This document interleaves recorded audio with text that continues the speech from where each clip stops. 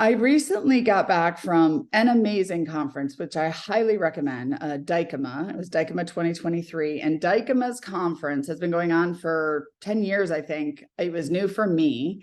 And I loved it. It was amazing. If you are a dentist or a dental team who is looking for any support really, but looking to grow, to have multiple locations, you're looking to become a group practice, a DSO, this is the conference you want to be at.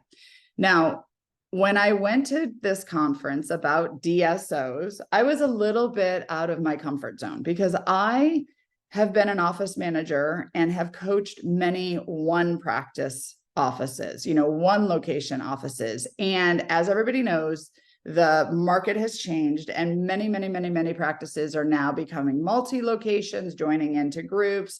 And I have never done that before. And so I was a little intimidated going in, learning and trying to find out, how do you run a DSO? Like, what is a DSO? There's a lot of words that gets thrown around that I thought, I don't know. Let's figure this out. I have to tell you, after day one at being at this conference, that what they're talking about and what we are talking about is the exact same thing. So let me break this down. As a DSO, or as a group of people who own multiple practices, we are a small business. Now, a main dental office is a small business, but a DSO is a bigger small business.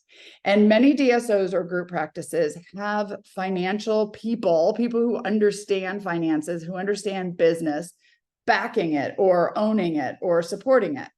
Traditionally in the dental industry, we haven't had a lot of business people involved because most of our dental offices were owned by dentists, and there's office managers who've been trained in whatever fashion they've been trained in, but that's not our forte, right? That's not, we came from different avenues and now we own a small business. Well, when you've got multiple locations, now you are running it much more like a business.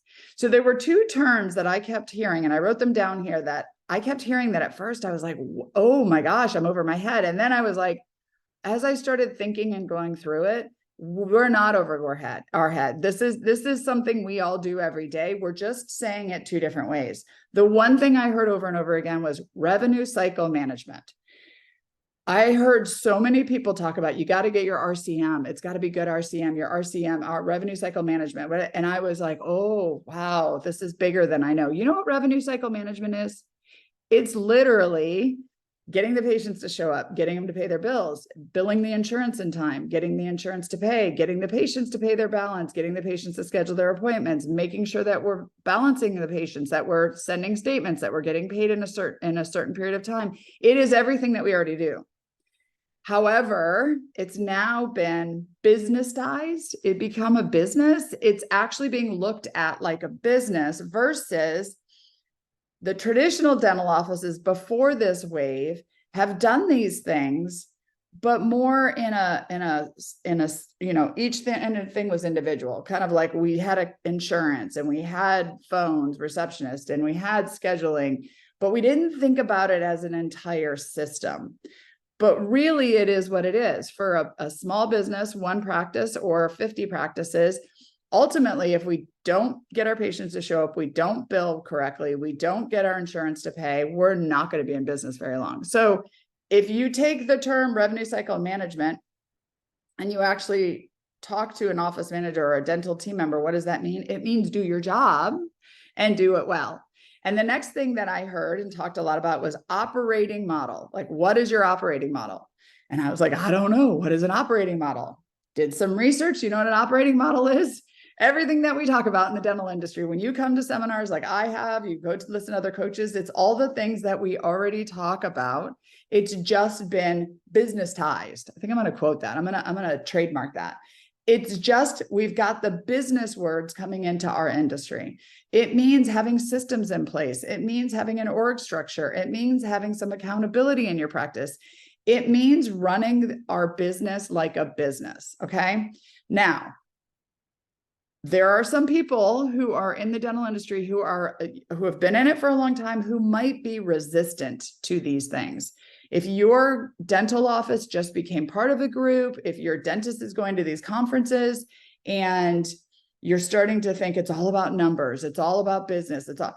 It is, but that's okay, because what it means is we are bringing business into dentistry, which ultimately means we get more organized.